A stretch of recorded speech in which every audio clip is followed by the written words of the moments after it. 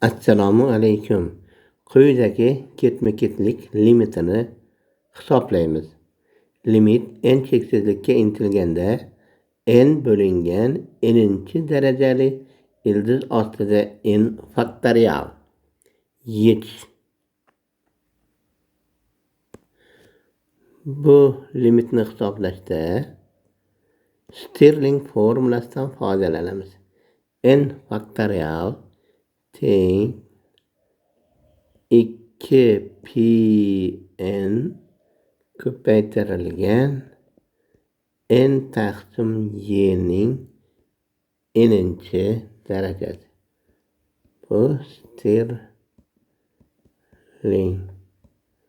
formulasi deb yuritiladi.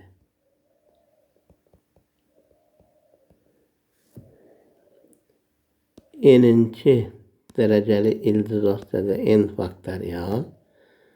Buni hisobga oladigan bo'lsak, u holda n-chi darajali ildiz ostida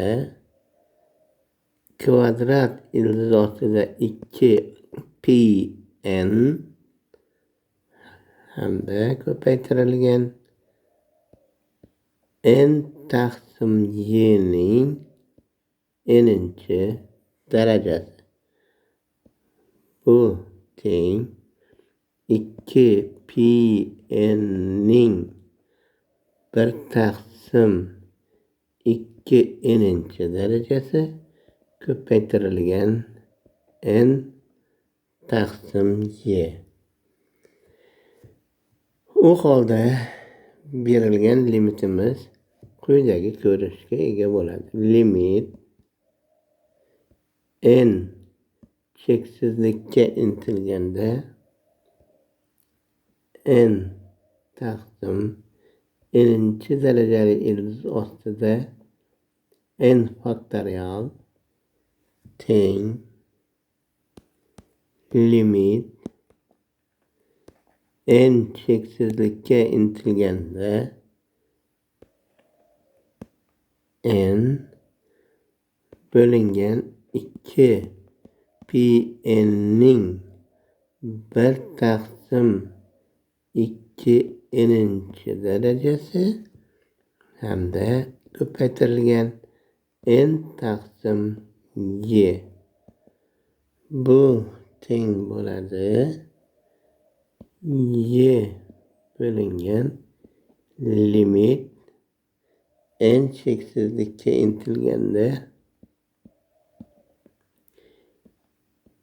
2pn ning 1 taqsim 2 n-chi darajasi.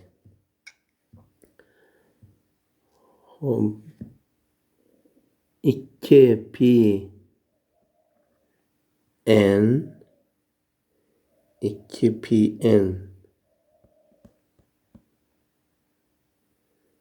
ning daraja ko'rsatkichi 1 taqsim 2n ni t bilan belgilaymiz. U holda natural logaritm t teng bo'ladi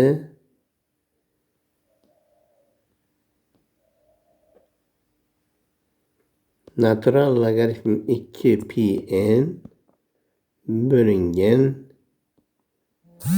2n. Endi buni limitga o'tamiz.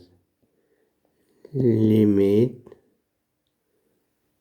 o'ng tomonni, bu tenglikni, oxirgi tenglikni o'ng tomonni limitini hisoblaymiz. Limit n cheksizlikka intilganda natural logaritm 2pn bo'lingan 2n. Bu cheksiz taqsim cheksiz ko'rinishdagi limit bo'lganligi uchun L'Hopital qoidasidan foydalanamiz. Ya'ni limit n cheksizlikka intilganda 1 taqsim 2pn ko'paytiruv 2p mahrajda 2. Demak bu teng bo'ladi limit n cheksizlikka intilganda 1/2n, ya'ni bu limit 0 ga teng.